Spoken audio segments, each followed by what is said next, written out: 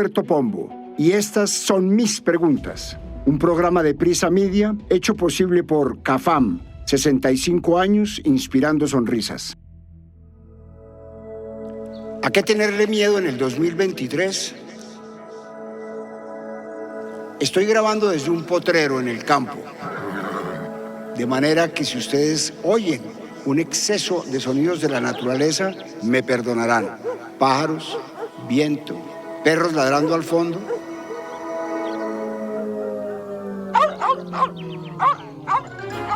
Me largo de Colombia si gana Petro. Una frase que repitieron muchos y realmente pocos lo han logrado.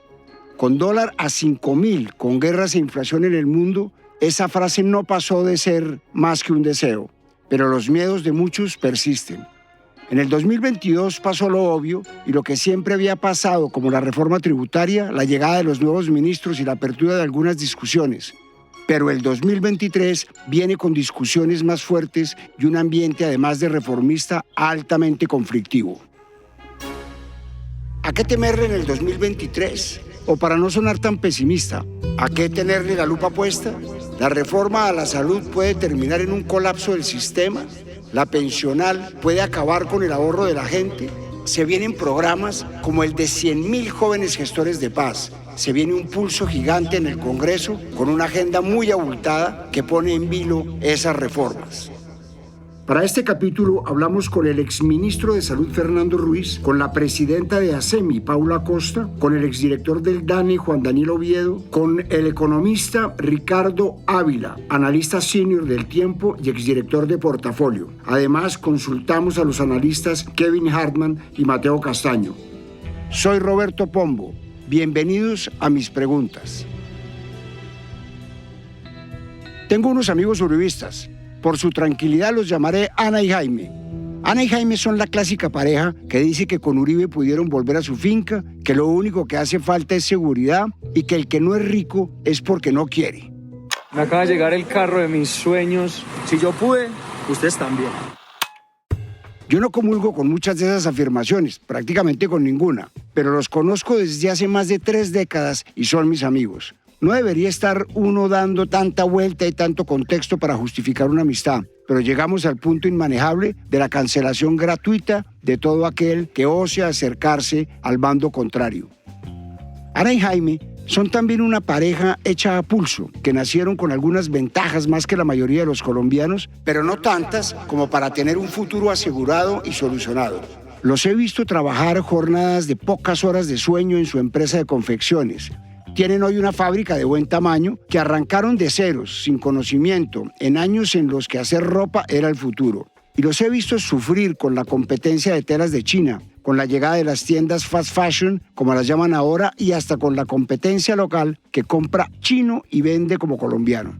Los he visto ajustarse a las 21 reformas tributarias que hemos tenido desde 1990.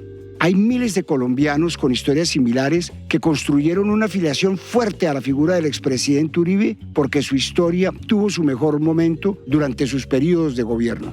No me cancelen, no soy uribista. Y sé que hay otras miles de historias que no contaron con la misma suerte, ni con las ventajas de arranque de Ana y Jaime. Pero es que a veces es bueno entender por qué la gente piensa como piensa para tener mejores diálogos y abandonar las discusiones en blanco y negro.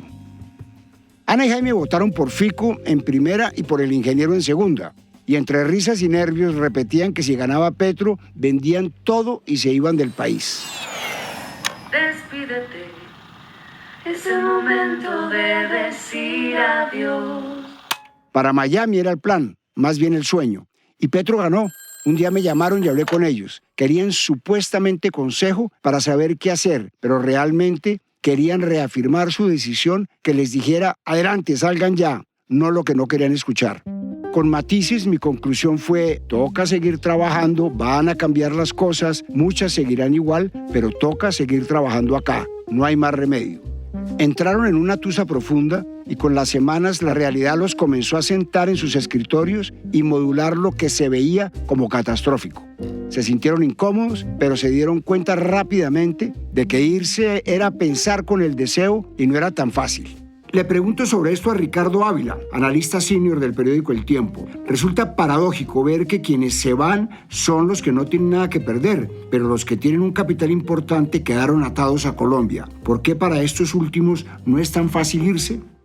Hola Roberto, las estadísticas siguen mostrando que hay más salidas de colombianos que entradas netas por vía aérea, lo cual da la impresión de que la gente o nuestros compatriotas se siguen ubicando en otras partes en el exterior. ¿Qué lleva a esa decisión? Para algunos que no tienen nada que perder, es sencillamente una posibilidad de mejorar su calidad de vida siendo remunerados por trabajos que en nuestro país no necesariamente generan buenos ingresos, pero sí en sociedades en donde claramente labores de servicios están bien pagadas. Para otros que cuentan con ahorros, un capital o buenos ingresos, pues está el deseo, pero ese deseo se contrapone con una realidad que consiste en el hecho de que el costo de vida en otros lugares tiende a ser más elevado, especialmente si se trata del mundo desarrollado.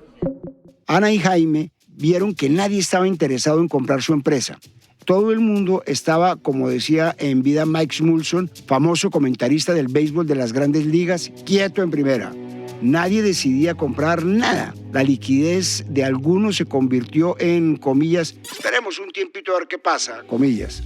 Pero el baldado de agua fría les llegó con la noticia del regreso a Colombia de un buen amigo que se adelantó al triunfo de Petro, vendió sus propiedades y se fue para Miami a conquistar el sueño americano con algo de platica. A ese amigo lo llamaremos Joaquín. El 13 de noviembre, Joaquín, quien aún permanece en el chat de tenis del club al que pertenecen Ana y Jaime, dejó un sentido audio que más que una reflexión era un ruego de ayuda. Entonces, ¿qué perritos? Pues miren, me da un poquito de pena este audio, pero es para contarles que me devuelvo a Colombia, con el rabo entre las piernas, sin plata.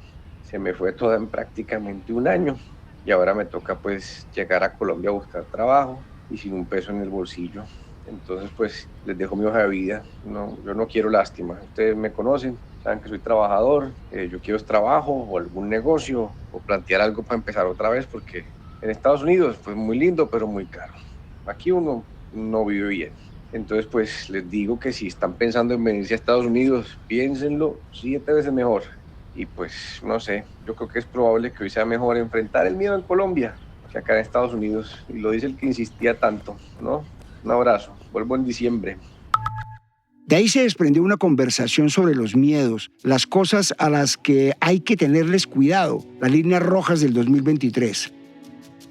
El chat empezó a hablar de política, era irremediable. 2 personas se terminaron saliendo, pero ya no era un solo punto de vista. En el chat de tenis estaban los de centro que en segunda vuelta votaron por Petro y los de centro que votaron por el ingeniero, como decían ambos, con la nariz tapada. Y por supuesto los de derecha que ven a los de centro como guerrilleros. Empezaron a hablar de los miedos, pero ya no con soluciones como vender e irse. Imposible con $1 a 5.000.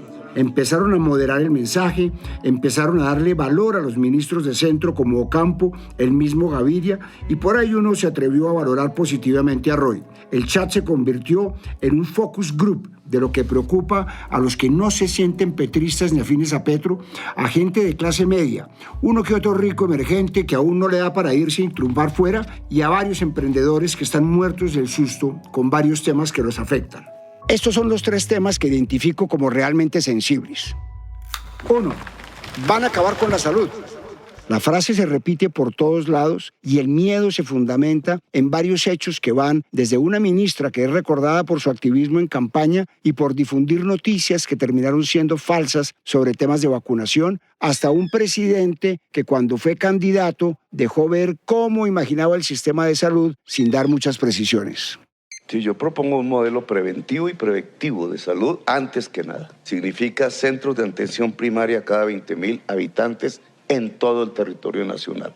Allí se inscriben toda la ciudadanía que quiera y es atendida, sin necesidad de carnet de EPS, con su cédula, con su identificación. Me propongo fortalecer la red pública hospitalaria desde el presupuesto nacional, no a través de las EPS.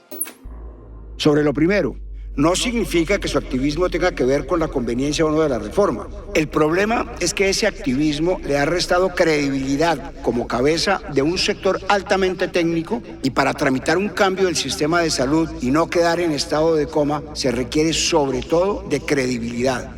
La entonces vicepresidenta de la Federación Médica Colombiana citaba una noticia de un portal que aseguraba que habíamos quedado por fuera de las donaciones americanas. Abro comillas. Los costos que pagamos los colombianos por la decisión gubernamental de intervenir en las elecciones de Estados Unidos en favor de un bando. Frente a los procesos electorales de otros países, un gobierno debe comportarse como jefatura de Estado en respeto a la soberanía. Biden nos respondió. Cierro comillas. Ese fue el trino de corcho. A renglón seguido, Estados Unidos anuncia la donación de 6 millones de dosis. La misma ministra que como ciudadana exigía transparencia y mejor comunicación no ha brillado por su interlocución con medios ni con actores como el gremio de las EPS, ASEMI, que uno pensaría debe estar de primero en su agenda, dada la relevancia de las EPS en esta discusión. Me encuentro con un artículo de La Silla Vacía. Al 8 de diciembre, cuando la tormenta de la reforma estaba más que cantada, Paula Costa, presidenta de ASEMI, declaraba, abro comillas, aún no hemos podido tener espacios para tener una conversación técnica con el ministerio y hemos pedido múltiples citas con la ministra y con el viceministro de Protección Social, pero aún esas no se han concretado. Cierro comillas. Después se supo de una reunión a puerta cerrada entre EPS y gobierno. Al parecer, la reunión estableció mecanismos de diálogo y espacios para que lo político no desborde lo técnico. Le escribo a Costa, le pido un audio sobre la evolución de la discusión con el gobierno. Esto me responde. Luego del primer encuentro con la ministra de Salud, se dio un encuentro con las EPS en donde por primera vez desde que inició el gobierno tuvieron la oportunidad de presentar los resultados, sus indicadores, la gestión de riesgo que hacen en materia de salud, la gestión de riesgo operativo y la gestión de riesgo financiera.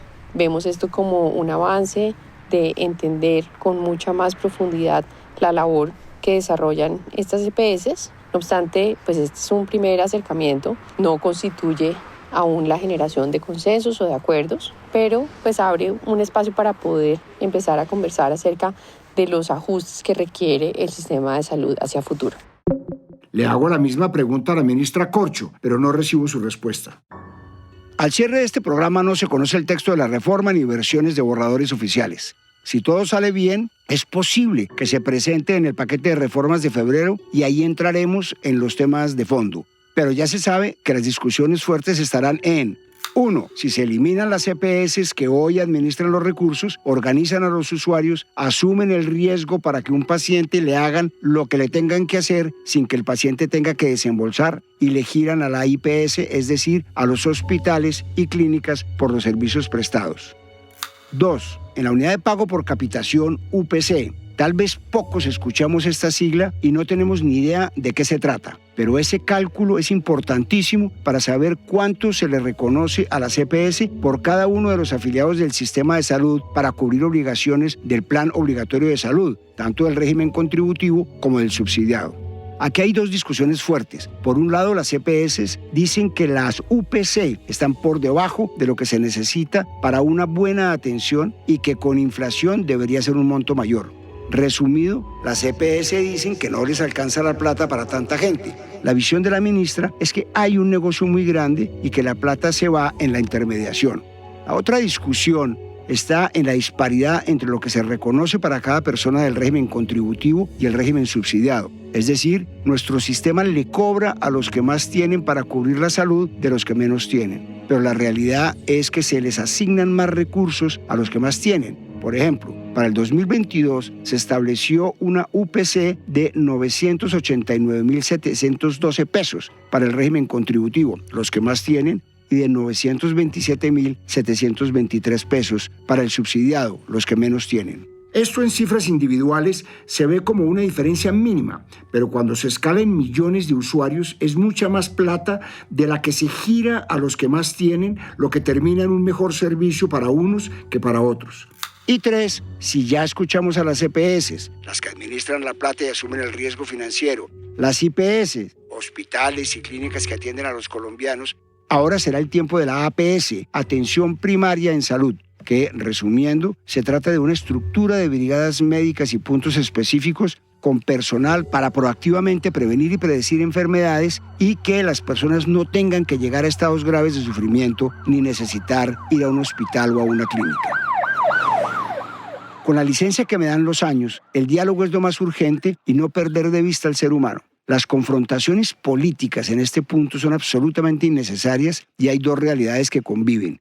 Es un gran sistema con una cobertura casi que universal que ha aportado mucho en la mejora de indicadores de salud en las últimas 3 décadas. Pero también es un sistema que con el tiempo ha dejado saldos en rojo en calidad de servicios, que trata mejor a los que tienen que a los que no tienen, con barreras en acceso para detectar diagnósticos a tiempo y en el que aún se solucionan muchas cosas con acetaminofén y para la casa. Si el gobierno abandona el relato de que es un sistema fallido y los privados de que es un sistema perfecto, terminamos ganando todos.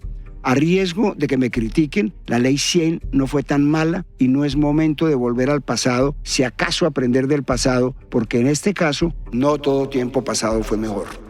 Sino que lo diga Fernando Ruiz, un técnico de salud de tiempo completo y exministro de salud. Desde la implantación de la Ley 100, Colombia ha podido generar un modelo de prestación y un sistema de prestación bastante robusto, principalmente de naturaleza privada. Un sistema que tiende a estatizar la prestación de servicios de salud caerá en el absurdo de proveer a partir de 1.000 instituciones los servicios que actualmente son prestados por más de 10.000 instituciones, con sistemas de derivación de pacientes que no parecen del todo claros. De manera que la estabilidad y la propia sostenibilidad del sistema o de los prestadores privados de salud puede tener un riesgo muy importante. Lo más preocupante de un proceso de reforma no sustentado, de un proceso de reforma donde no haya una evidencia sobre los efectos que puedan producir los eventuales cambios, va a generar desenlaces muy negativos sobre los colombianos, sobre la salud de los colombianos, que probablemente se extiendan por más de una década.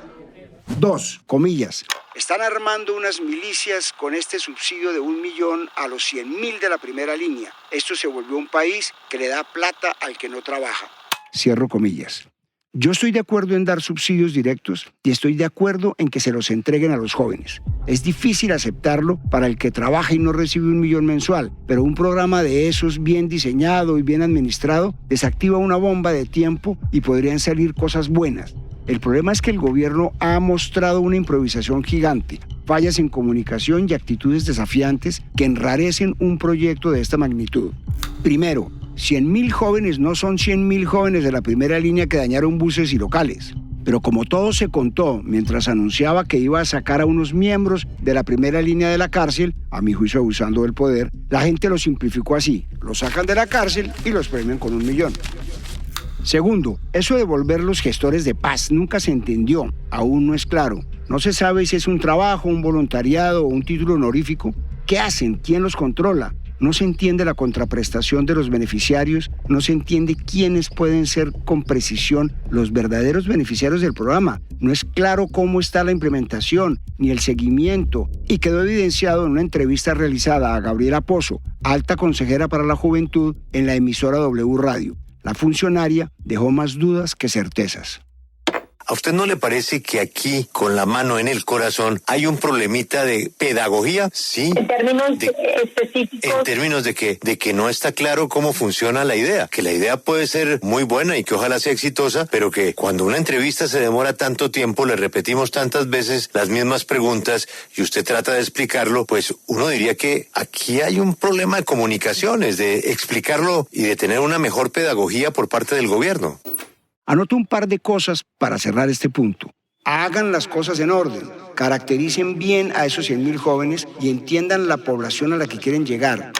La realidad es que 2,6 millones de jóvenes en Colombia no estudian ni trabajan y 3 millones de los 5,2 millones de jóvenes ocupados se rebuscan en la informalidad.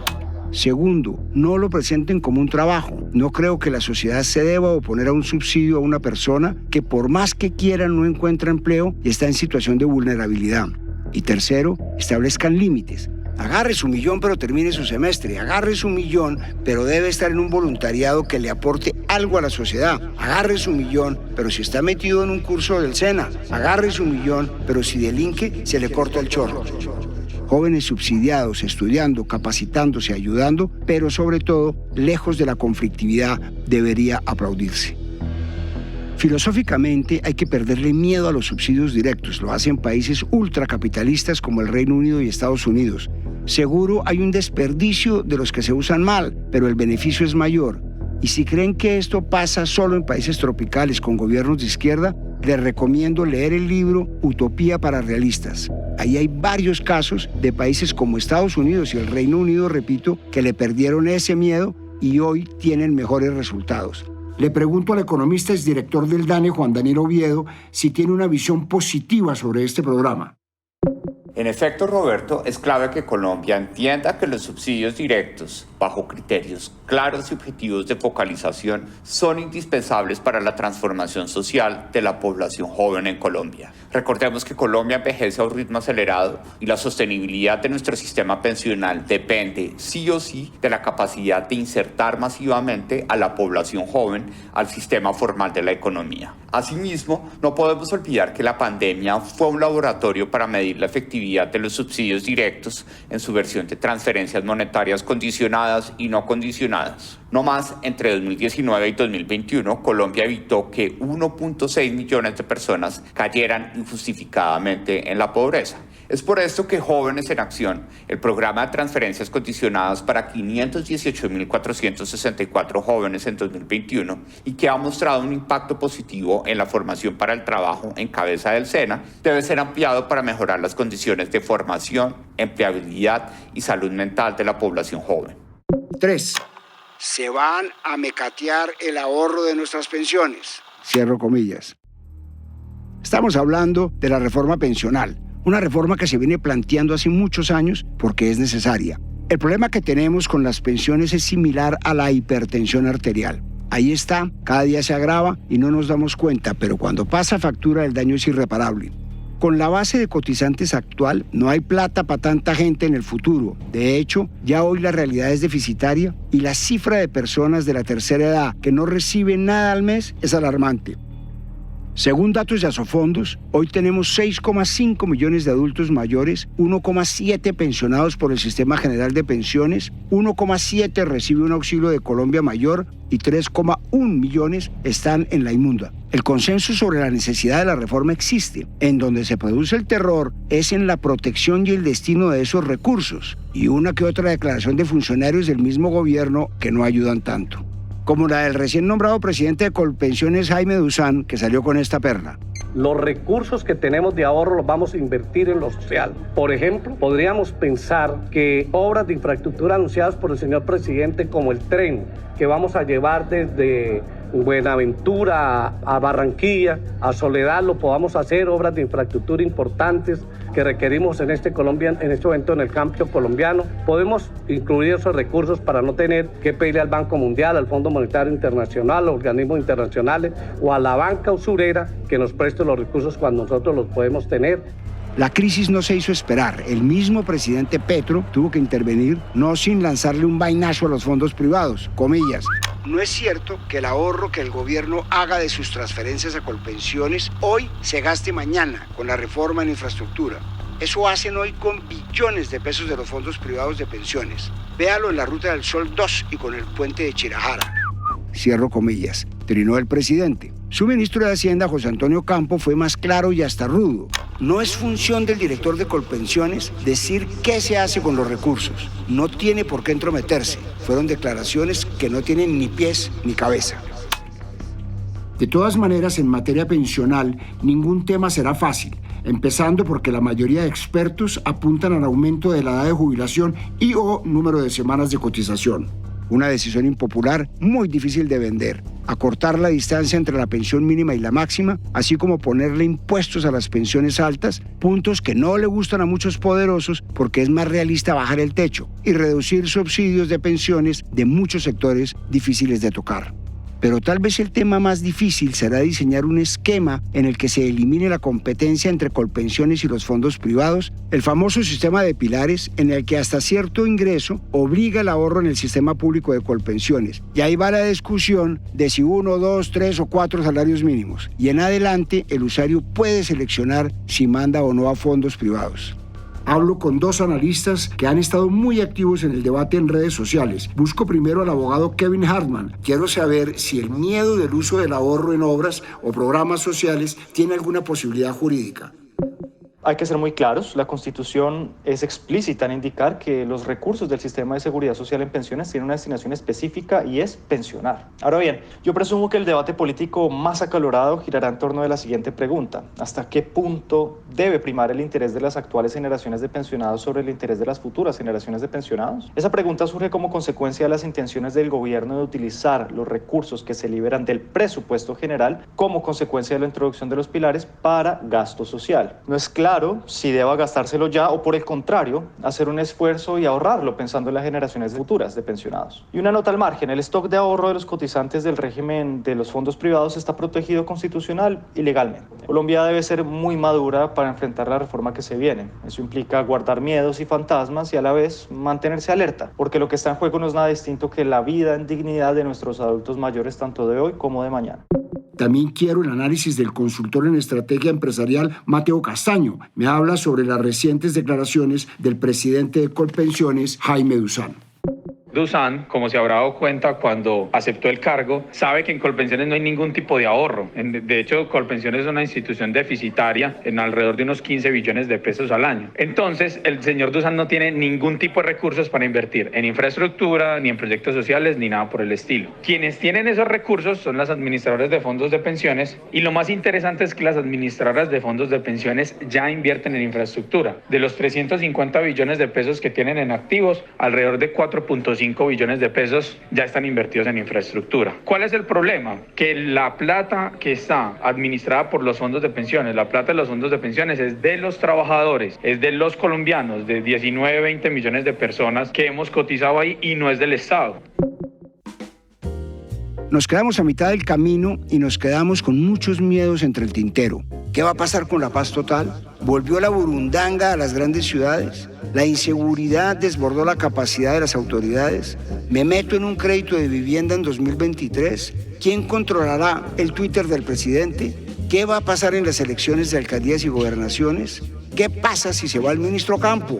¿Se acaban los contratos de prestación de servicios? ¿Es Verónica Alcocer la sucesora de Petro? ¿Hasta cuándo aguantarán a Concha Baracaldo? No había forma de evacuar el listado en 30 minutos, pero ahí se los dejo para que lo discutan en casa, en Colombia, donde debemos estar, disfrutar y trabajar como hoy lo están haciendo Ana y Jaime, y a Joaco, a quien contrataron para abrir mercados en el exterior, a ver si para alguien sirve el dólar a 5.000. Soy Roberto Pombo y este fue el 17º capítulo de Mis Preguntas. Nos vemos en un próximo capítulo. A partir de este momento, este capítulo de Mis Preguntas queda disponible en todas las plataformas de podcast. Este episodio fue posible gracias a CAFAM, 65 años inspirando sonrisas. En la dirección, Roberto Pombo. Producción general y guiones, Juan Abel Gutiérrez. Asesor editorial, Daniel Sampero Espina. Investigación y entrevistas, Amalia Londoño. Producción de campo, Manuela Garcés. Dirección de sonido y postproducción, Daniel Murcia. Edición de sonido, Juan David Sarmiento y Diego Canastero.